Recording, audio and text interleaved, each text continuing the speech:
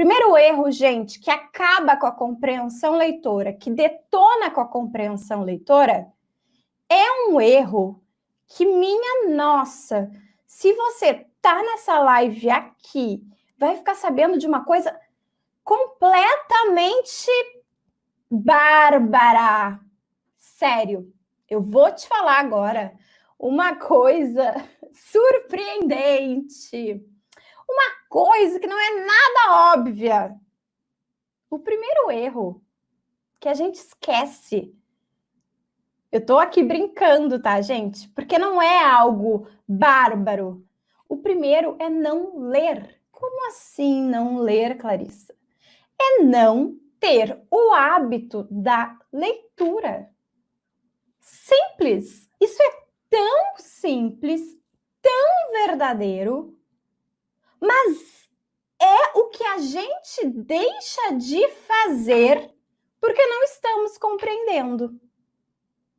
Então, assim, se o meu marido dizia que eu leio, mas não compreendo, o que ele fazia? Deixava de ler. Não tinha o hábito da leitura. Então, não ler não te dá a possibilidade de compreender. Olha, gente, que óbvio, mas que importante. E aí, onde é que entra o pedagógico nisso, o didático nisso?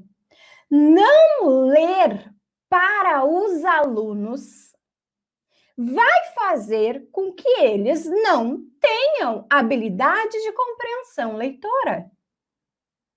Não ler para os alunos vai fazer com que eles não tenham habilidade de compreensão leitora. Então, esse primeiro erro, e por isso que eu escolhi ele assim, ele poderia ser o quarto, porque talvez não, ele é o mais importante quando a gente começa a bater esse papo. Se a gente para pensar, se eu digo para vocês assim, algo tão óbvio também na minha vida, que é fazer exercícios físicos. Eu não gosto de fazer exercícios físicos. Me cansa fazer exercícios físicos. Mas eu só vou fazer exercícios físicos. E quando eu faço, talvez não seja do melhor jeito, eu só vou fazer do melhor jeito. Eu só vou crescer na minha resistência no exercício físico se eu fizer exercício físico. Me digam aí, uma coisa também óbvia. Os meus dentes só vão ficar limpos e eu vou ficar sem bafo de manhã se eu escovar os dentes. E eu faço isso sempre, não só de manhã, depois das refeições, enfim, né? Aí é um detalhe. Mas a gente criou o hábito. A gente acorda, a gente escova os dentes, ou a gente acorda, a gente toma banho. Eu quero dizer para ti que gostar de ler é diferente de ter o hábito da leitura. Tu nunca vai ter a oportunidade, os nossos alunos não vão ter a oportunidade de ser leitores se eles não tiverem contato com textos. Então, quando eu falo para vocês e outros autores em que eu estou aqui baseando a minha fala, dizem e escrevem e pesquisam que trabalhar em um contexto de letramento, independentemente se eu estou na educação infantil, nos anos iniciais, nos anos finais, lá no ensino médio, e aí eu tenho que trabalhar com diferentes gêneros textuais, com diferentes estruturas, não é porque é legal ou porque é bonito, é porque uma das habilidades que está envolvida nisso, em ler para as crianças, em oferecer bons textos para os alunos, é a habilidade de compreensão. Pensa na alfabetização que você teve. Eu não sei quantos anos você tem aí, quem está me assistindo. Eu tenho 32, tá? 32 anos.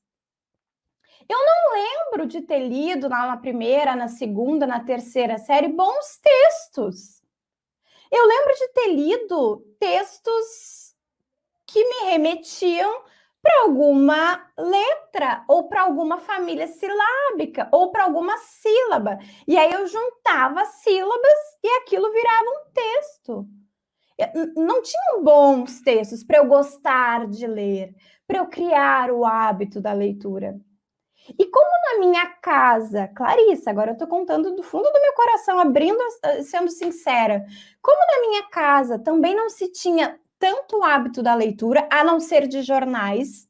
Eu lembro muito dos meus pais lendo os jornais sempre, e de um tio que morava junto, morou a vida inteira comigo, me criou, nem posso falar muito dele, que já está no céu, enfim. Mas eles tinham muito hábito da leitura, mas o que a gente não tinha muito em casa eram livros. E eu, muito bem resolvida com isso em relação à minha família.